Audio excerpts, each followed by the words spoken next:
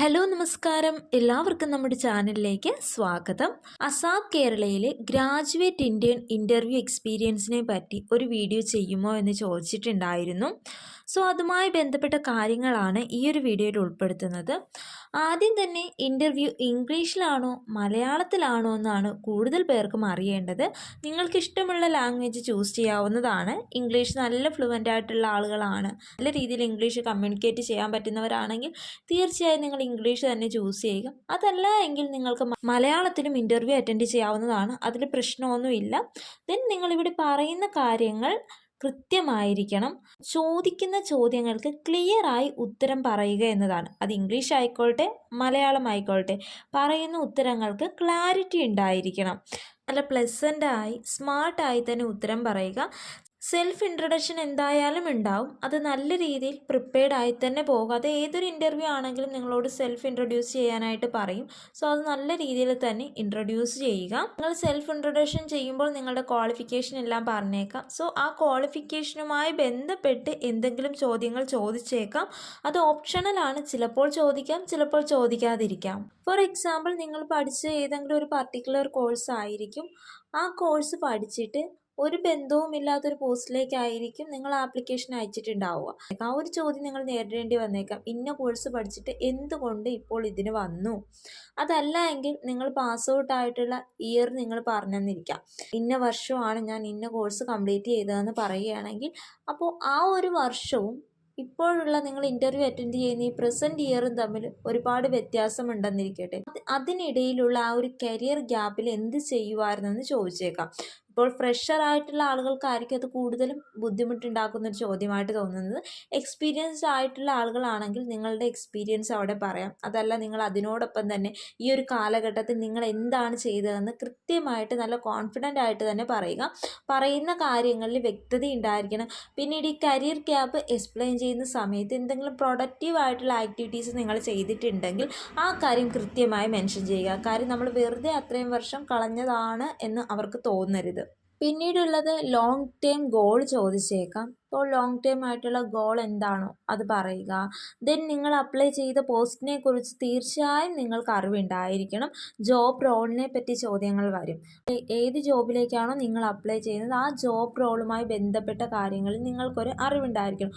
ഒന്നുമില്ലെങ്കിൽ നിങ്ങൾ എന്ത് ജോലിയാണ് ചെയ്യാൻ പോകുന്നതെന്നെങ്കിലും നിങ്ങൾക്കൊരു അറിവുണ്ടായിരിക്കണം.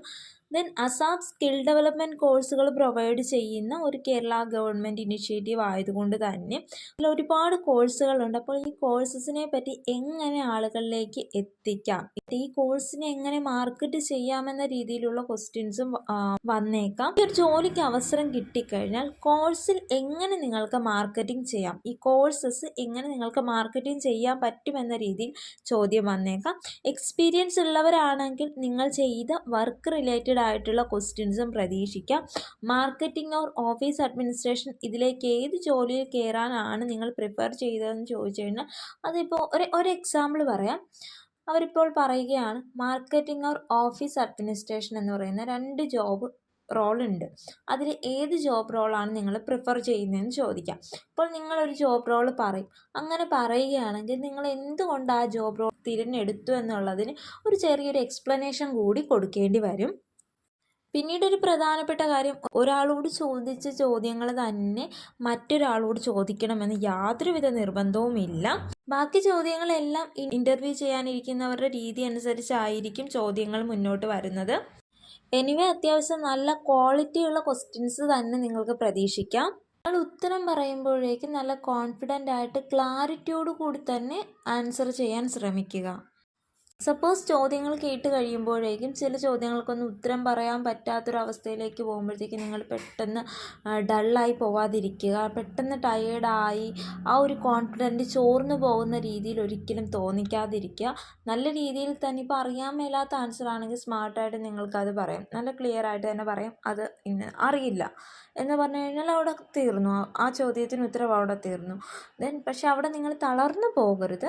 കയറുമ്പോൾ എങ്ങനെയാണോ നിങ്ങൾ നല്ല പ്ലസൻ്റായിട്ട് കയറുന്നത് അതേപോലെ തന്നെ ആ ഇൻ്റർവ്യൂ ബോർഡിൽ നിന്നും ഇറങ്ങി പോകുമ്പോഴും അതുപോലെ തന്നെ അത്രയും സമയം, എത്ര ടൈമാണോ നിങ്ങൾ ആ ഒരു ഇൻ്റർവ്യൂ ബോർഡിനുള്ളിൽ ഇരിക്കുന്നത് അത്രയും ടൈമിൽ നല്ല ആക്റ്റീവായിട്ട് തന്നെ ഇരിക്കാൻ ശ്രമിക്കുക. കൂടാതെ ഇൻ്റർവ്യൂ നടത്തുന്ന സമയത്ത് ഐ കോണ്ടാക്റ്റ് എന്ന് പറയുന്നത് വളരെ പ്രധാനപ്പെട്ട കാര്യമാണ്. നമ്മൾ ഇൻ്റർവ്യൂ ചെയ്യുന്ന ആളുടെ നേരെ ഇരുന്ന് ഐ കോണ്ടാക്റ്റ് ഉണ്ടാവണം, അതായത് കണ്ണിൽ നോക്കി തന്നെ സംസാരിക്കാനായിട്ട് ശ്രമിക്കുക. പിന്നീടൊരു കാര്യം, ഇൻ്റർവ്യൂവിന് കയറുമ്പോഴേക്കും അവരെ വിഷ് ചെയ്യുവാനും ഇറങ്ങുമ്പോഴേക്കും താങ്ക്സ് പറയുവാനും മറന്നു പോവാതിരിക്കുക. അതൊരു പ്ലസ് പോയിൻ്റ് ആണ്. മറ്റൊരു പ്രധാനപ്പെട്ട കാര്യം, ഇൻ്റർവ്യൂ കഴിഞ്ഞ് 5-ാമത്തെ ദിവസം തന്നെ ഇതിൻ്റെ റിസൾട്ടും പബ്ലിഷ് ചെയ്തിട്ടുണ്ട്. സപ്പോസ് നിങ്ങൾ ഇൻ്റർവ്യൂ ഒക്കെ അറ്റൻഡ് ചെയ്ത ആളുകളാണ് എങ്കിൽ തീർച്ചയായിട്ടും നിങ്ങളുടെ മെയിലൊന്ന് ചെക്ക് ചെയ്ത് നോക്കാം. മെയിലിൽ റിസൾട്ട് വന്നിട്ടുണ്ടാവും. ഇനിയും ഇൻ്റർവ്യൂസൊക്കെ വരാം. ഇനിയും ഈ ഒരു അസാപ്പിൻ്റെ കീഴിൽ ഒരുപാട് ഇൻ്റർവ്യൂസൊക്കെ വരുന്നുണ്ട്. അപ്പോൾ നിങ്ങൾക്ക് താല്പര്യമുള്ളവർക്കൊക്കെ ഓരോ പോസ്റ്റിലേക്ക് നിങ്ങൾ അപ്ലൈ ചെയ്യുക. ഇതുപോലെ ഇൻ്റർവ്യൂസൊക്കെ അറ്റൻഡ് ചെയ്യുന്നതാണ്. അപ്പോൾ ഇൻ്റർവ്യൂ അറ്റൻഡ് ചെയ്യാൻ പോകുമ്പോഴത്തേക്കും നിങ്ങൾക്ക് ഈ പറഞ്ഞ കാര്യങ്ങളൊക്കെ ഉപകാരപ്രദമാവട്ടെ എന്ന് വിചാരിക്കുന്നു. കമൻറ്റ് ത്രൂ ഇങ്ങനെ ഒരു എക്സ്പീരിയൻസ് ഷെയർ ചെയ്യണമെന്ന് പറഞ്ഞത് കൊണ്ടാണ് ഈ ഒരു വീഡിയോ ചെയ്തത്. എന്തായാലും നിങ്ങൾക്ക് ഈ ഒരു വീഡിയോ ഉപകാരപ്രദമായെങ്കിൽ തീർച്ചയായും ലൈക്ക് ചെയ്യുക, ഷെയർ ചെയ്യുക, കമൻറ്റ് ചെയ്യുക, സബ്സ്ക്രൈബ് ചെയ്യുക. Thank you.